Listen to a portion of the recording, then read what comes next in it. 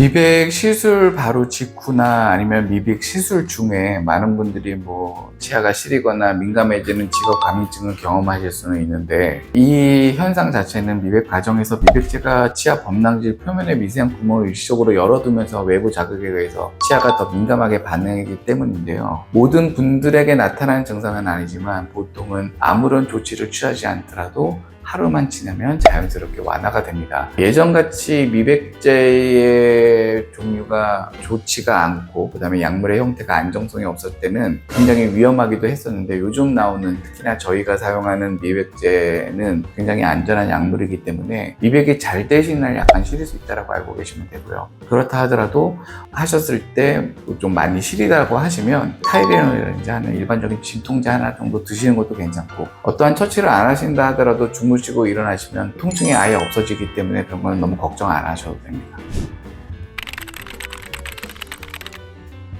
예전에는 미백하시는 동안에 혹은 미백 후에 음료라든지 아니면 음식이라든지 이런 부분들 많이 조심하라고 저희가 말씀을 드렸는데, 최근에는 그냥 저 같은 경우에는 편하게 드시라고 말씀을 드리거든요. 그래서 특별하게 주의하셔야 되는, 미백 후에 2시간 동안은 음식 드시지 마시라, 아니면은 어떤 음식을 먹으면 안 된다 하는 부분들은 특별하게 조심하실 건 없다라고 생각하시면 되지만, 그렇다 하더라도 카레라든지 아니면은 커피라든지 이렇게 색깔이 오염될 수 있는 음식들은 조금 피하시는 것도 괜찮습니다. 그리고 탄산음료 이런 음료들 같은 경우에는 그냥 편하게 드셔도 괜찮습니다.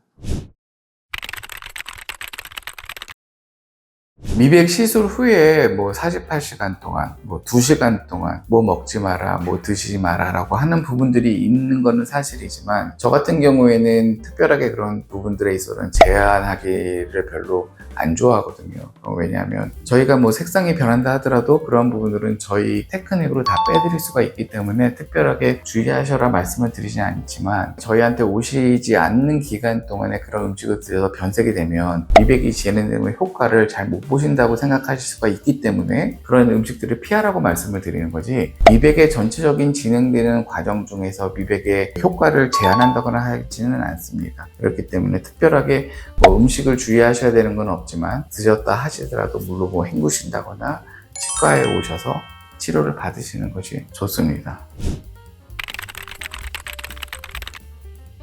흔히들 여러 매체에서 미백 시술 직후에 첫 2시간은 치아 표면이 가장 예민하고 취약한 상태라고 얘기해서, 이때는 범랑질도 약화되어 있고 탈수되어 있고 물기도 적고 음식물이 닿으면 변색도 착색도 쉽고 시리기도 하고 하기 때문에 음식물을 조심하라 그러잖아요. 근데 저 같은 경우에는 특별하게 그런 부분에 있어서 제한 두지 않습니다. 앞에서 계속 말씀드리지만 미백하시는 과정 중에서 치아를 약하게 하는 부분들은 전혀 없거든요. 그렇기 때문에 이 경우는 예전에 해당되는 경우라고 생각하시면 되기 때문에 특별하게 주의하지 않으셔도 되고요. 드시고 싶으신 거 있으시면 얼마든지 드시고, 대신 치과에 오셨을 때 치료 잘 받으시면 아무런 문제가 없습니다.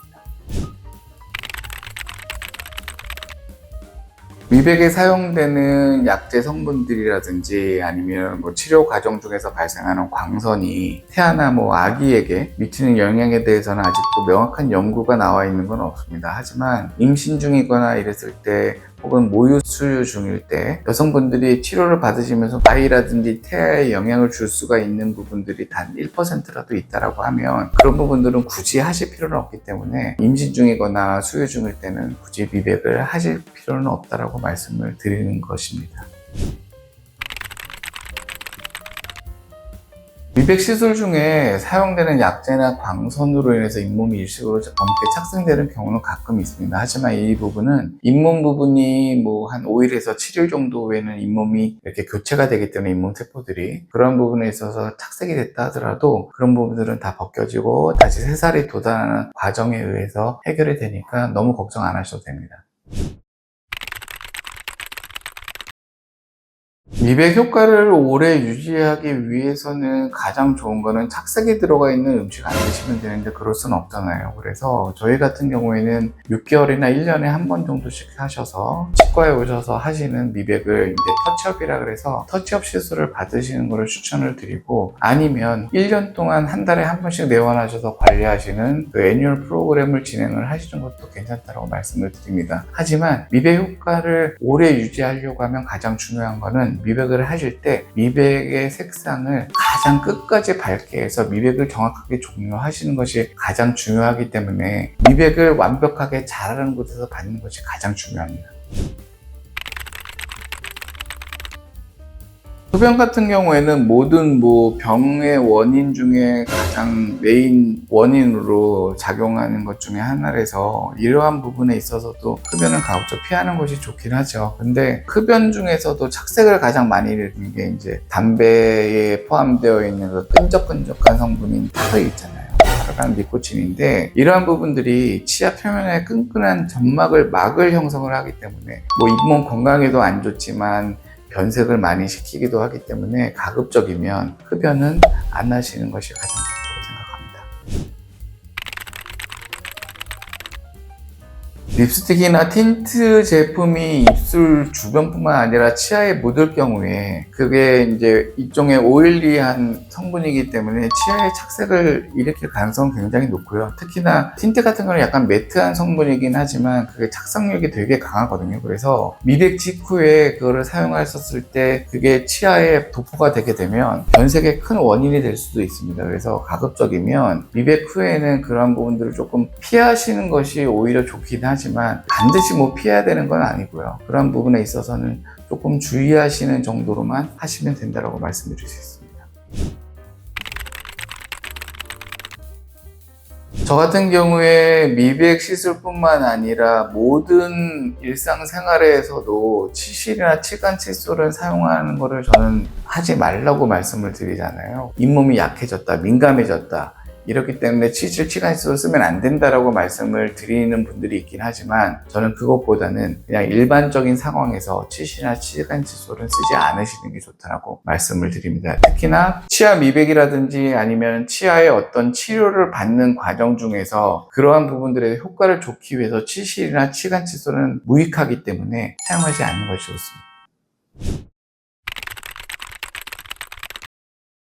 일반적으로 시중에 유통되는 자가 미백제 같은 경우에는 농도가 너무 낮아서 효과가 거의 없는 경우가 많거든요. 그래서 그런 경우에 자가 미백제 쓰시는 거는 저는 반대고, 그 다음에 저희가 사용하는 자가 미백제 같은 경우에는 어느 정도 농도가 일정한 부분에서 유지가 되는 자가 미백제인데 위험성이 있는 부분의 농도는 저희가 낮춰놨기 때문에 크게 위험하지는 않습니다. 그런데 일반적으로 의약 외품으로 허가를 받지 않은 자가 미백제 같은 경우에는 절대로 사용하시면은 잇몸에 손상을 주기 때문에 사용하지 않는 것이 좋습니다.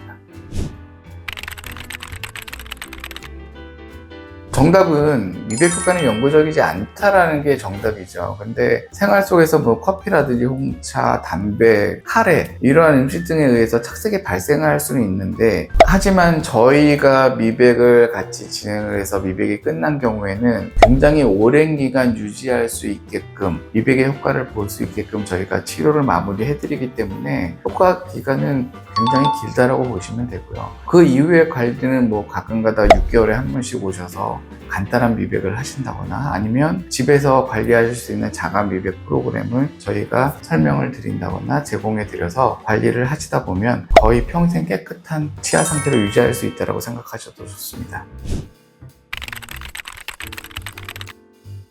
미백 효과는 개인마다 매우 다를 수밖에 없는 게요. 치아의 원래 색상이라든지 치아의 색상 중에서도 오렌지 색상인지 옐로우 색상인지 아니면은 갈색과 회색이 포함되어 있는 색상인지에 따라서도 결과도 매우 다르고요. 그 다음에 치아를 구성하고 있는 범낭질의 두께, 상아질의 두께, 변색되어 있는 정도, 변색되어 있는 원인, 내인성 원인인지 외인성 원인인지 아니면은 환경에 의한 그런 원인인지에 따라서도 따라서 결과가 정말 많이 다양해지게 달라지게 됩니다. 그래서 어떤 분들은 한 번만 미백해도 완전히 만족스러운 결과를 얻을 수 있지만, 제가 당부드리고 싶은 거는 뭐냐면 원데이 미백은 절대로 치아가 밝아질 수가 없습니다. 그렇기 때문에 그것도 문제지만 한 번 정도 하셔서 미백이 어느 정도 밝아졌다고 하더라도 완벽하게 미백을 다 끝내지 못하게 될 경우에는 다시 원래대로 돌아가는 시간이 굉장히 짧기 때문에 하루 만에 하는 미백 자체는 저는 안 하셨으면 좋겠고, 반드시 중요한 거는 시술 전에 정확하게 치과 의사의 진단을 통해서 충분하게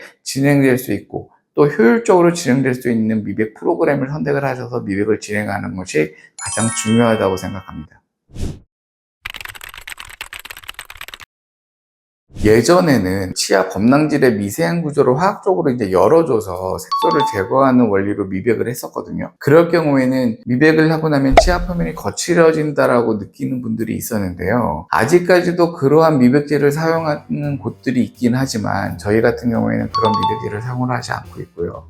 치아 미백 직후에 치아 표면이 거칠었다고 느끼는 부분들은 없을 건데, 만에 하나 그러한 부분들이 발생이 됐다고 하시면 그거는 잘못된 미백이기 때문에 미백을 지속하지 않으셨으면 좋겠습니다. 그래서 저희가 하는 미백에서는 그런 부분들은 없지만, 그러한 미백의 효과가 나타났다고 하시면 그거는 미백은 더 이상 진행하시면 안 됩니다. 미백을 하시는 과정 중에서 온도의 변화는요, 차가운 음식, 뜨거운 음식 같은 경우 섭취를 하게 될 경우에 색소가 빠지고 나서 치아를 구성하고 있는 수분이 뜨거운 음식을 먹으면 팽창할 수도 있고요. 그다음에 차가운 음식을 먹으면 수축할 수도 있기 때문에 신경을 압박하거나 신경을 팽창시킬 수가 있다라고 보시면 됩니다. 그래서 약간의 민감한 증상이 나타날 수가 있는데, 하지만 그렇다고 해서 음식을 너무 조심한다거나 이럴 필요까지는 없으시고요. 뜨거운 음식, 차가운 음식을 먹었을 때 약간의 실인 증상이 있다라고 하면 이래서 실이구나 라고 생각하시면 되기 때문에 편안하게 생각하시면 됩니다. 미백 중에는 치아색이 더 얼룩덜룩하게 보일 수는 있습니다. 그거는 치아를 구성하고 있는 조직의 밀도 차이 때문에 그렇게 나타나는 자연스러운 현상일 때도 있고요. 근데 그렇지 않고서는 치아에 결함이 있다거나 치아 자체 내에 나이테 같은 그런 띠라든지 그런 부분들의 차이가 있다라고 하면, 그런 부분들은 미백이 끝나도 계속해서 얼룩이 남아있을 수는 있습니다. 하지만 전체적으로 미백이 끝나서 전체적으로 밝아지게 되면 빛이 분산되기 때문에 전체적인 표면에 있어서는 밝게 보이니까 그런 걱정은 크게 안 하셔도 됩니다. 특별하게 인터넷에 돌아다니는 내용 중에 미백 중에 하얀 우유가 좋다거나 하시는 내용들이 있을 수는 있는데요. 미백을 하시는 과정 중에 도움이 되는 음식이 있다라기보다는 조금 주의해서 피해야 되는 음식이 있긴 합니다만, 앞에서 말씀드렸듯이 미백 중에 도움이 되는 음식은 없고요. 만약에 미백이 끝나고 나서에 도움이 되는 음식을 찾으신다라고 하시면 미백 직후에 하얀 우유 같은 경우 그런 거를 드셔도 괜찮습니다. 왜냐하면 하얀 우유 때문에 좋은 게 아니라요, 우유에는 무기질환들이 칼슘들이 풍부하기 때문에 치아들이 미백 변색되어 있는 물질이 빠지고 난 자리를 채워줄 수가 있기 때문에 하얀 우유는 미백이 끝나신 후에 좀 드시는 건 괜찮습니다. 하지만 미백이 완전히 끝나지 않은 상태에서 우유를 드시는 거는 별로 의미는 없습니다.